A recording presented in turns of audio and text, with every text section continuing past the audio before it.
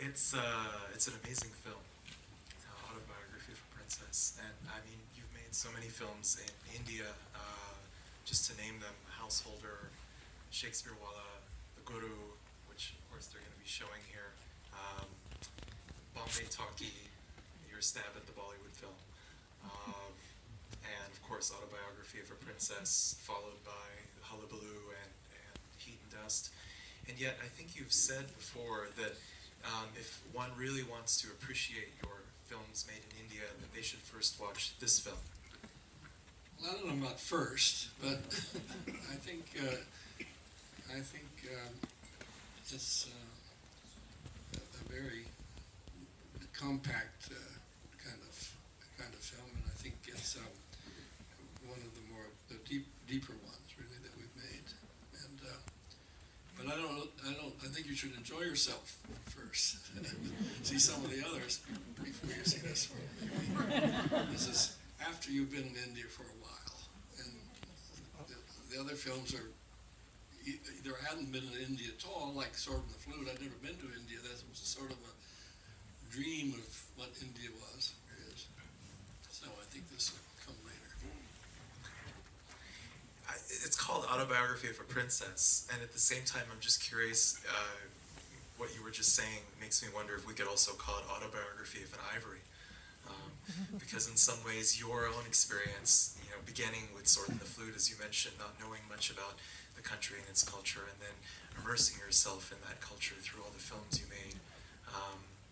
Do you find that this film maybe in some ways encapsulates your own experience? Not really, because I didn't lie about on the bed thinking that I was rotting.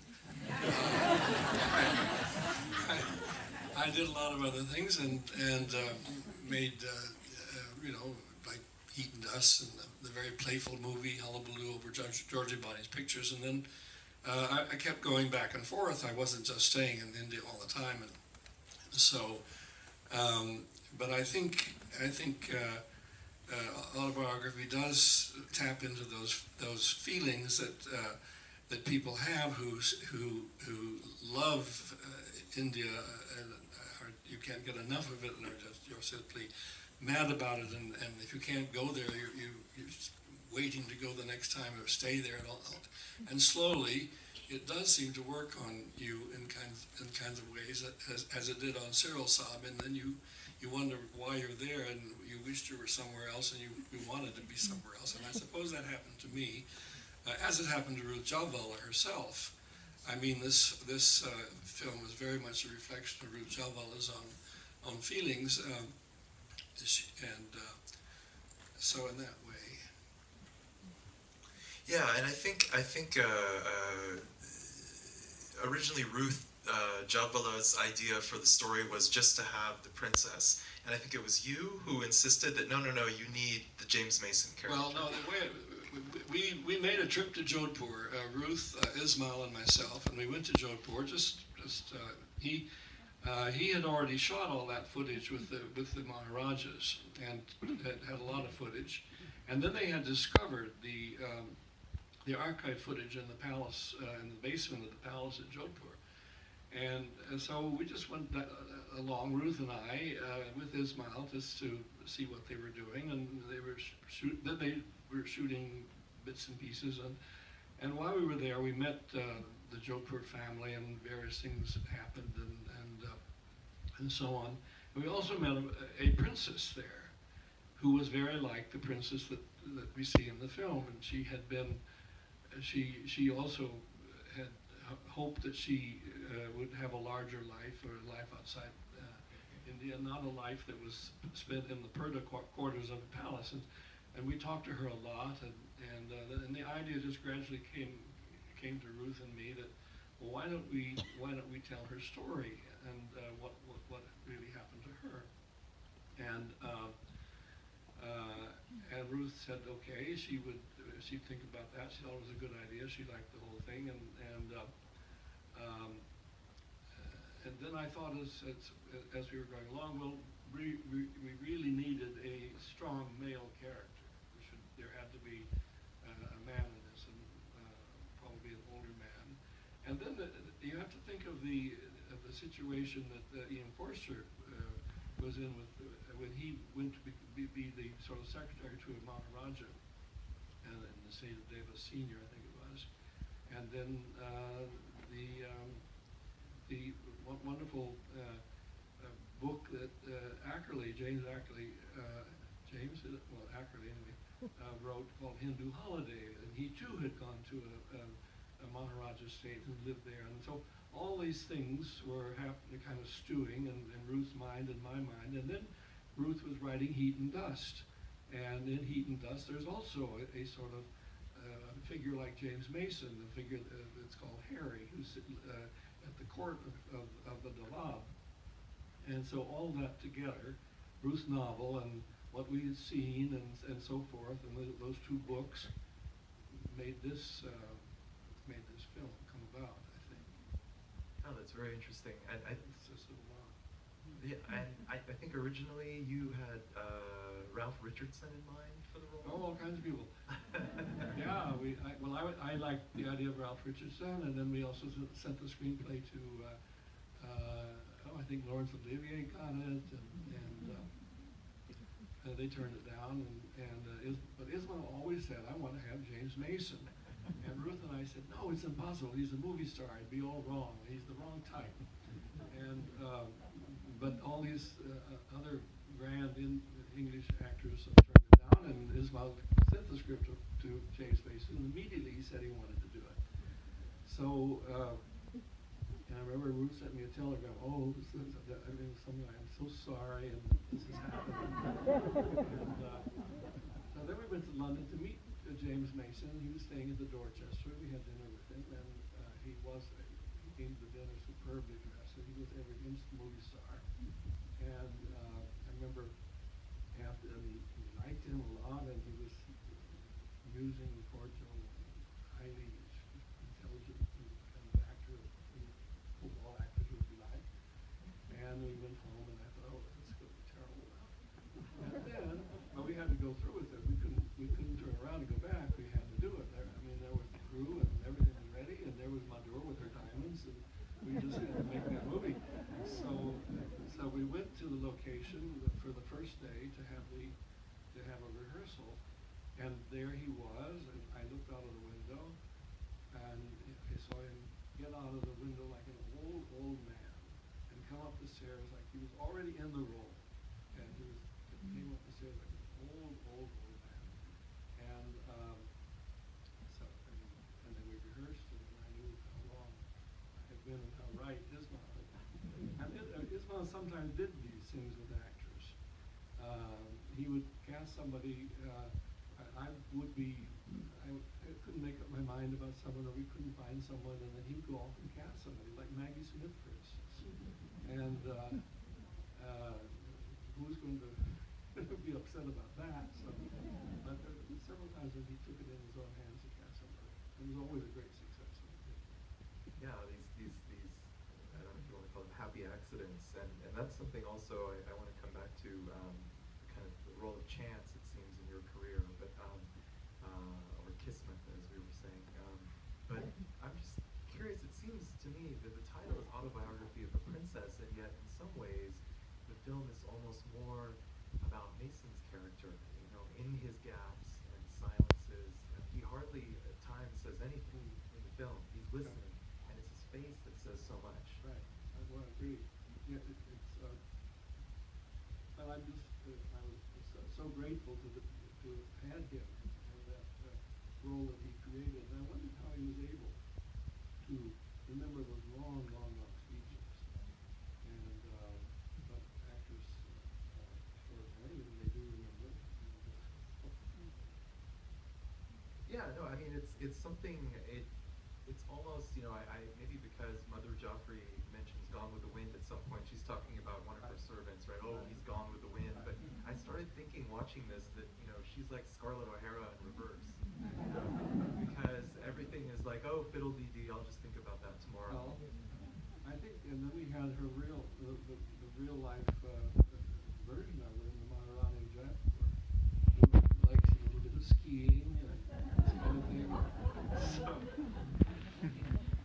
Right, and I think that's the other part that's interesting. The film, you know, as you mentioned, the archival footage, which of course that's the actual footage of Gayatri Devi, the Maharani of Jaipur. And if you read her book, you know, I think definitely you get that sense of entitlement. You know, what, you can't go skiing, you know, and because of that, I think because of the insertion of that, the film has this hybrid quality to it, which is really interesting. I know at times you almost, when you're immersed through their, we assume, recollections, which are conflicting, it seems, but it almost becomes like a documentary at times. In a way, yeah. I agree. Yeah. Well, it was a document. It was a document about Royal India.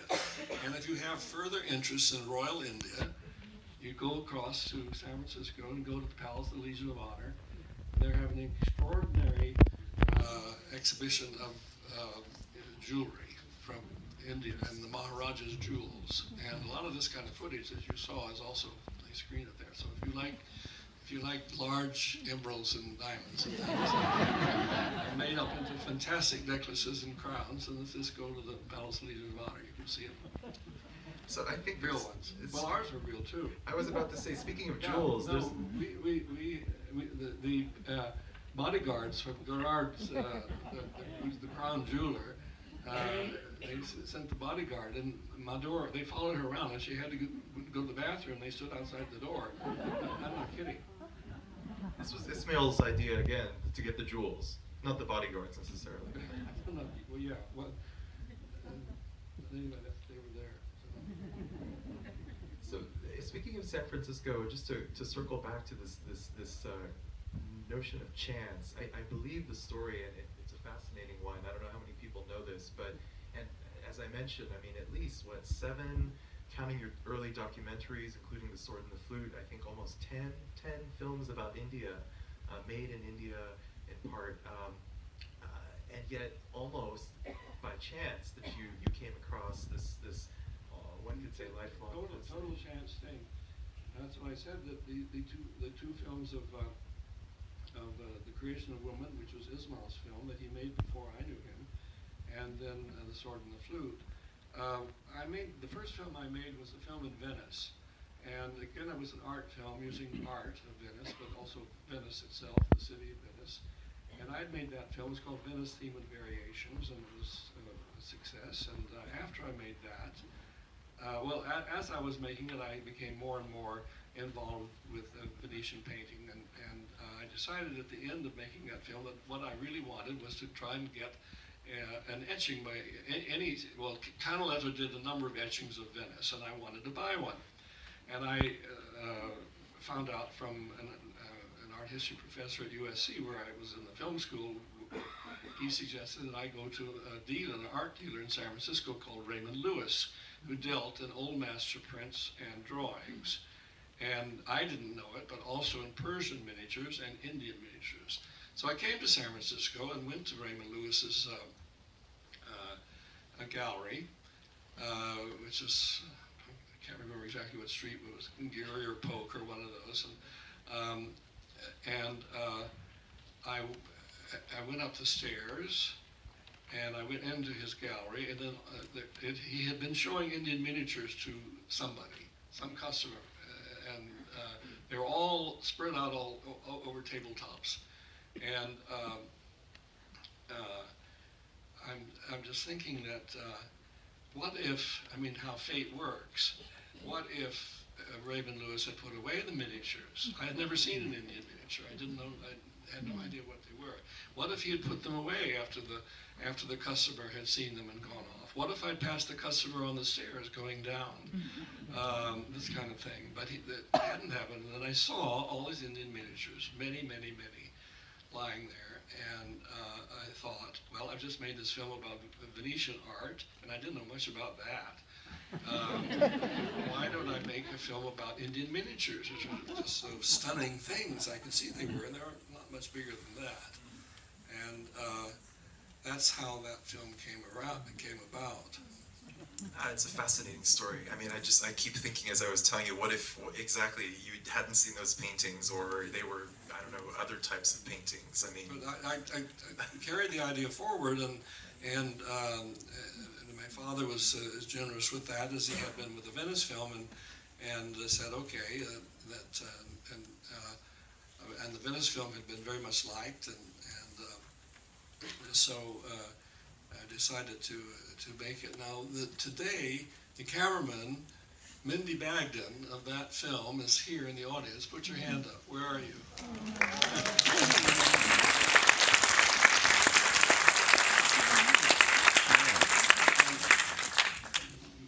I was 27, I think, at the time, and Mindy was probably 24 or 3 or what? What were? Probably 21, 22. I think that was 5 years. So, and he's got some stories to tell about making Sword in the Flute. Would you? Someone want to give him the mic so Mindy can tell us whatever it is that.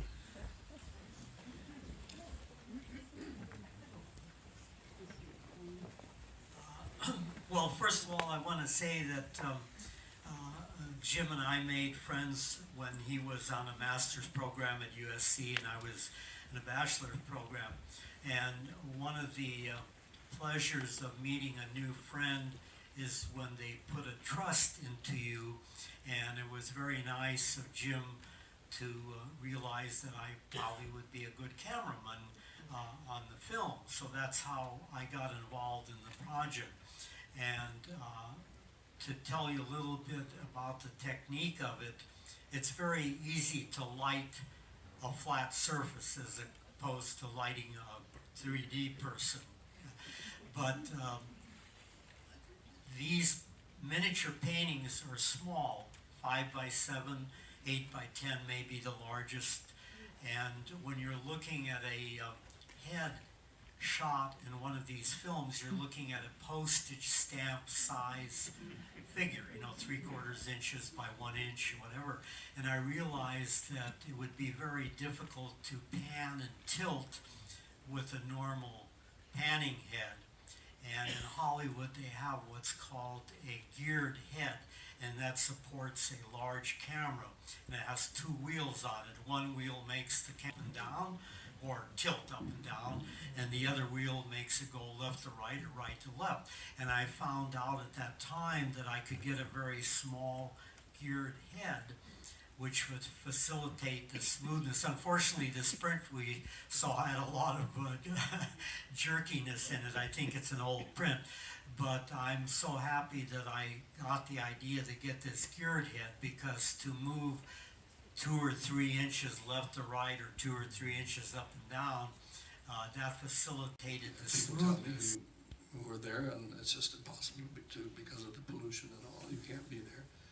And I don't want to go back to, I'd rather just have a memory of it and what it was, and I'd rather not go back and see it now. The subject matter of the sword and the flute, I think is again this notion of hybridity. You really accentuate, rightly so, the wonderful kind of syncretism of the Mughal Empire. Under Akbar, you have both Rajput and Mughal influences, a respect for all these different cultures and religions.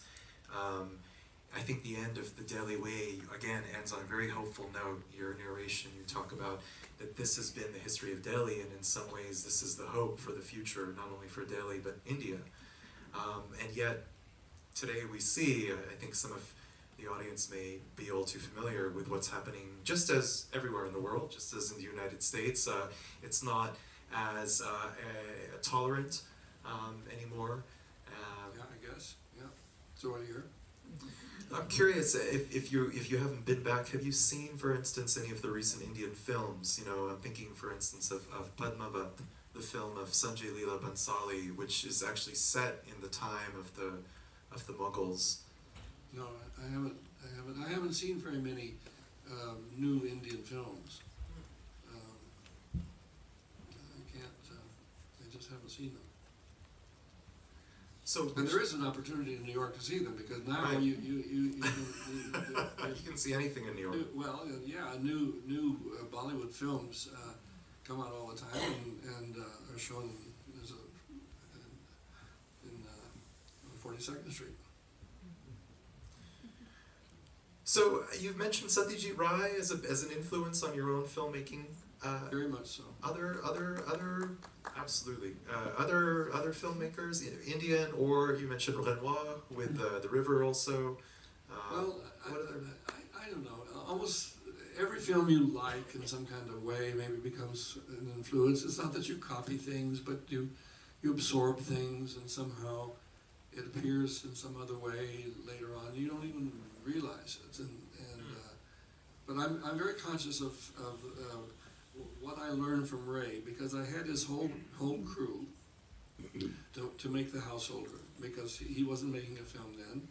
And so his cameraman came, and his entire crew, sound man, everybody, assistant director, the whole lot came up to Delhi to make that film. And I had never, it was my first feature film, and I had never, I was not an analytical person about how films are made particularly,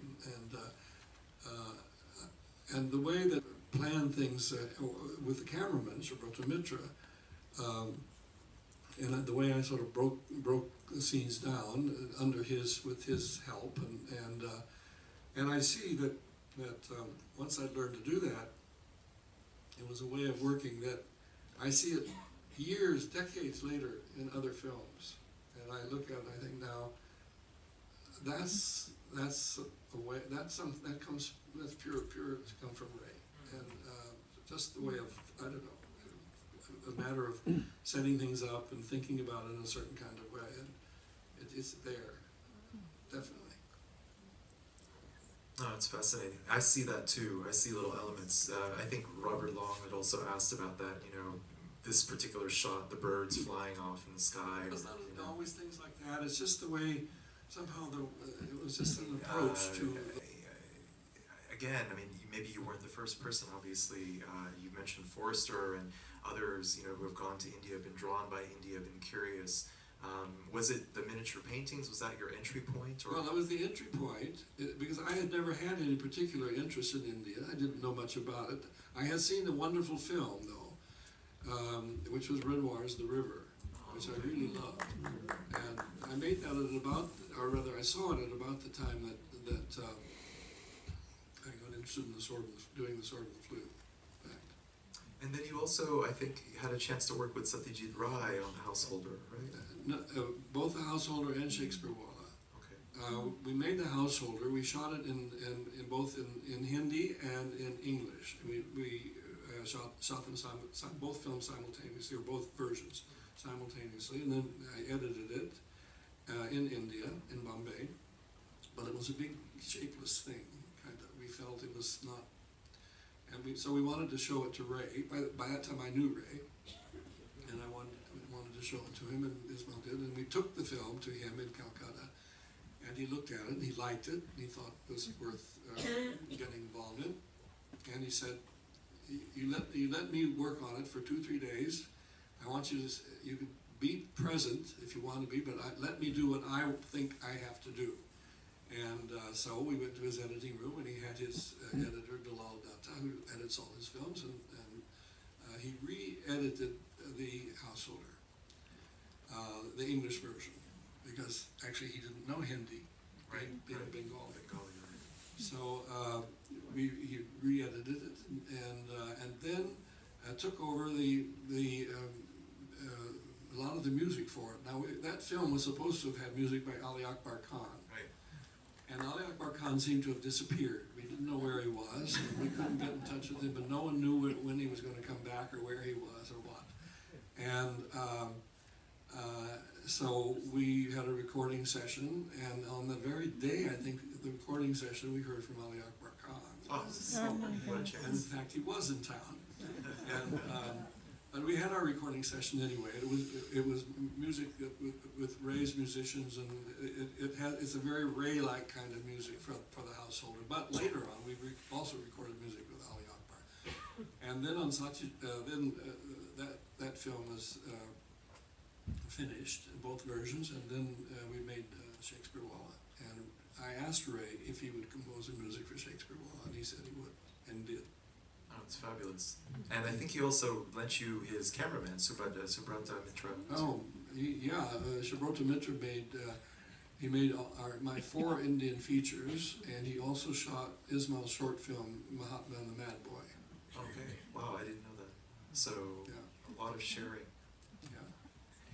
So one of the theme that strikes me in all of these films, and I not at all trying to limit this to the Indian films, I think one could trace this amongst your entire filmography, but the past and the present, and how the past keeps resurfacing in the present.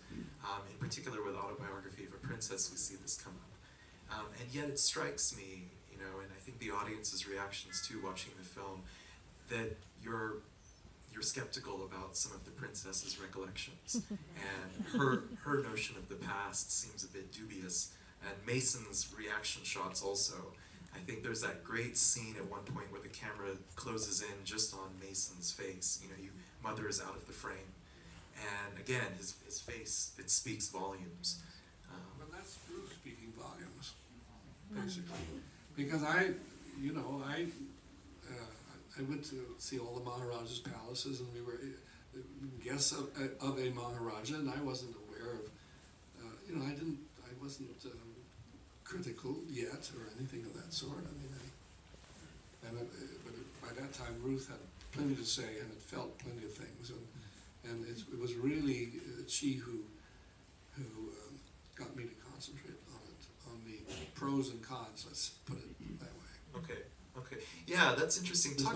It's not really coming from me. Okay. Until we get into the film, and then it is coming from me. But it was she who led the way.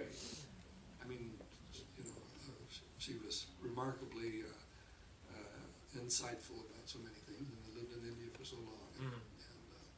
And strangely, she had never ever met royal people.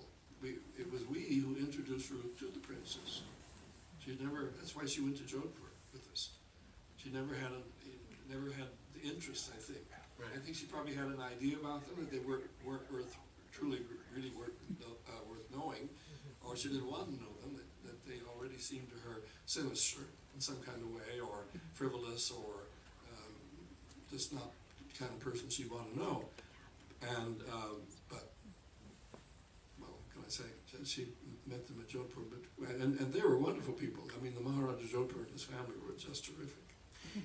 Well, that's the part that's interesting, because you can feel the kind of the compassion or the sincerity, right? She really believes, for instance, right, Mother's character, that she's a nice person. Of course, yeah. And I love the kind of cavalier way. I think in your book also that accompanies the film, you have lots of these selections from Gayatri Devi and other people, and it's almost the same thing that Mother Joffrey says. About the Bari Moti Bai at the end, the singer, the ex-courtesan, that, she was like a family, and it's just so awful now that, she's living in a stall, and Gayatri Devi, I think, also has said these kind of things, that, how could we ever be removed from the people? We had so many servants, and, I'm just curious what your thoughts were. Isn't everything like that? Everything in life is like that, good, bad, and and some of it's wonderful, and on the other side of the coin is not wonderful at all. Isn't that what life is? Yes. But I'm also curious, because I think once you had said, and this is something else that takes us into your kind of, you could say, second phase of your career, the Forrester adaptations and some of the films set in Europe. I think the story goes that when you had approached Forrester as a